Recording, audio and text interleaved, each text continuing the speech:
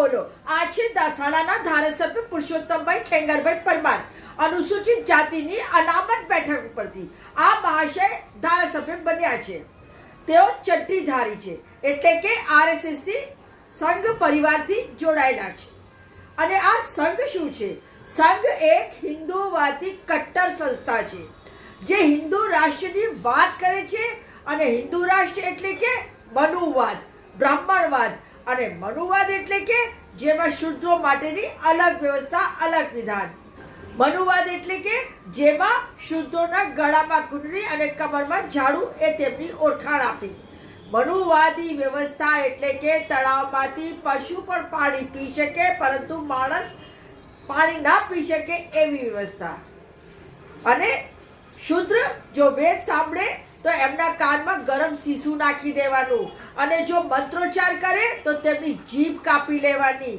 આ જ હિન્દુવાદી વ્યવસ્થાના કારણે જ એક બ્રાહ્મણ દ્રોણાચાર્ય એકલવ્યનો અંગૂઠો લે છે।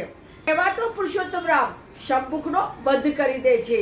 આવી હિન્દુવાદી સંસ્થા સાથે સમાજનો આ દલાલ અને આના જેવા કેટલાય દલાલો જોડાયેલા છે અને દસાડામાંથી આ વ્યક્તિ ધારાસભ્ય તરીકે ચૂંટાયેલો છે।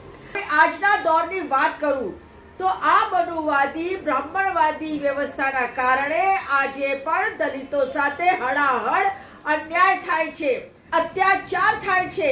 તેમને મૂછ રાખે તો હત્યા કરી દેવામાં આવે છે, ઘોડી ઉપર ચડે તો હત્યા કરી દેવામાં આવે છે, માટલીમાંથી પાણી પીવે તો હત્યા કરી દેવામાં આવે છે, ચોરીના જુઠ્ઠા આરોપ લગાવીને હરિઓમ વાલ્મીકી જેવા કેટલાક દલિતોનું મોબ લિન્ચિંગ કરી દેવામાં આવે છે ને હત્યા કરી દેવામાં આવે છે। હરિયાણાના એક આઈપીએસ ઓફિસર વાય પૂરનસિંહને આત્મહત્યા કરવા માટે મજબૂર કરવામાં આવે છે।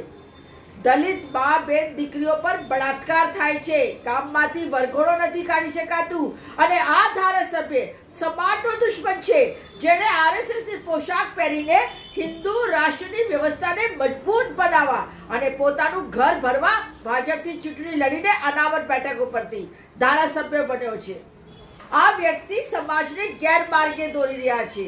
જ્યારે સમાજ ઉપર અત્યાચાર થાય છે ત્યારે આવા પૂંછડી પટપટાવતા ભાજપ અને આરએસએસ ના એજન્ટો ઘરમાં સંતાઈને બેસી જાય છે અને ચૂંટણીઓ આવે એટલે સમાજની સોદાગીરી કરી દે છે, સમાજની દલાલી કરી દે છે।